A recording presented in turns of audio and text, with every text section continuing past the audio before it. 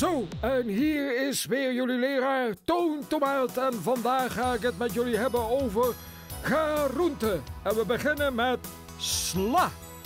Sla is een bladgroente die tegenwoordig ook veel rauw gegeten wordt. In de Romeinse tijd werd sla nog gekookt. Bah! Er zijn verschillende typen sla zoals kropsla en ijsbergsla. De andijvie. Andijvie is een eenjarig bladgewas die veel vitamine A, C en mineralen bevatten. Andijvie is het hele jaar verkrijgbaar. In Nederland wordt maar liefst 700 hectare andijvie geteeld. Andijvie is voor de meeste kinderen bekend als stahampot. De asperge. Asperges zijn wit of groene scheuten aan de wortels van de aspergepalant. In Limburg wordt veel asperges geteeld in de maanden mei en juni. De ui. Wisten jullie dat een ui niet alleen een groente is, maar ook een smaakmaker? Een ui is een bolgewas en overleeft de winter. Uien worden in Nederland geteeld en zijn in vele soorten te verkrijgen. Zo heb je de rode ui, de zilverui, de bosui en nog veel meer soorten. Toevallig heeft mijn moeder gisteren nog uiensoep gekookt. Oeps, sorry. Meneer Toon, was dat een poepie? Jippe, hou je fatsoen. De paprika. Enig idee hoe de paprika zijn kleur krijgt? Want je hebt 4 soorten. Groen, rood, geel en oranje.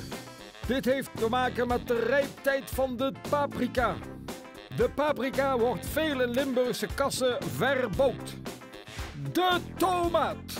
De tomaat is een populaire vrucht en komt uit Zuid-Amerika. Ja, wij in Nederland verbouwen verschillende soorten tomaten. Tomaten kunnen genuttigd worden als rauwe of gekookte groenten. Maar je kunt het ook drinken en verwerken tot saus of sap.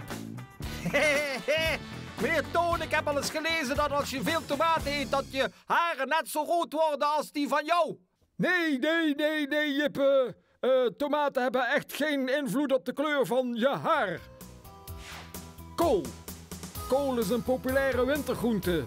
Kool wordt in vele soorten geteeld, maar ook als bloemkool en broccoli. Chinese kool, rode kool en spitskool. En de mensen eten al de eerste kool, zo'n kleine 4800 jaar geleden. Ja, dan hebben we nou de peulvruchten. De Romeinen aten al peulvruchten en de naam Cicero betekent kikkererwt. Peulvruchten zijn onder andere erwten, linzen en tuinbonen. De wortel. De wortel is een dankbare groente om in de tuin te verbouwen. In Limburg worden vele hectares wortel verbouwd. Ja, je hebt de bospeen, de winterpeen en de waspeen. De eerste wortels die kwamen uit Iran en werden in de 17e eeuw overgebracht naar Nederland. De prei. 4100 jaar geleden werd de eerste prei verbouwd en werd door de Egyptische piramidebouwers, Grieken en Romeinen gegeten. Prei wordt ook vaak in de soep gedaan en soms verwerkt als rauwe groente en verwerkt in salades. De komkommer. De komkommer werd al 3000 jaar geleden gekweekt. De komkommer wordt met name in Nederland en België rauw gegeten en veel in de vorm van een salade klaargemaakt. En ik besluit deze les met de rabarber.